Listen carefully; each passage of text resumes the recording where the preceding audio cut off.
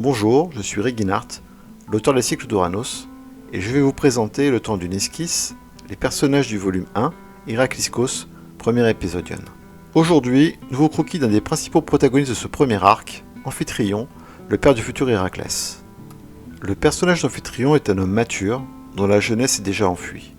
Je me suis amusé à le créer avec un mulet, la fameuse coiffure qui marie les cheveux courts sur la tête et la nuque bien chevelue, car je voulais indiquer dans son apparence quelques indices sur sa personnalité iconoclaste et juvénile. Même si à présent il arbore une tenue très martiale, héritage de l'éducation de son père, stricte et sévère, il porte une petite boucle d'oreille qui est un indice sur la liberté profonde qui l'anime. Amphitryon, dans les cycles d'Ouranos, est un homme déchiré entre son sens du devoir et une profonde lassitude qui l'ont poussé au fil du temps à abandonner toute ambition. Présent et protecteur aux côtés de sa nièce Alcmène, dont le mariage semble une pure façade, il semble parfois déconnecté des conventions sociales encore essentielles à sa jeune épouse.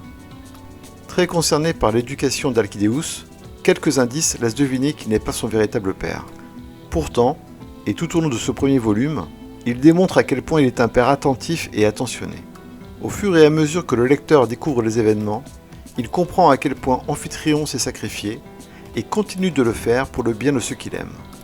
Cette puissante affection que ressent le jeune Alkidéus, futur Héraclès, sera d'une importance capitale dans la formation du caractère de ce dernier. Ainsi, si Héraclès est bien le fils de Zeus, pour tous ceux qui connaissent sa réputation, c'est bien Amphitryon qui va insuffler une véritable humanité dans le cœur du héros. Amphitryon est le tout premier père que je mets en scène dans l'intrigue, celui qui explique en partie la psychologie du premier des protagonistes des cycles d'Ouranos, Héraclès.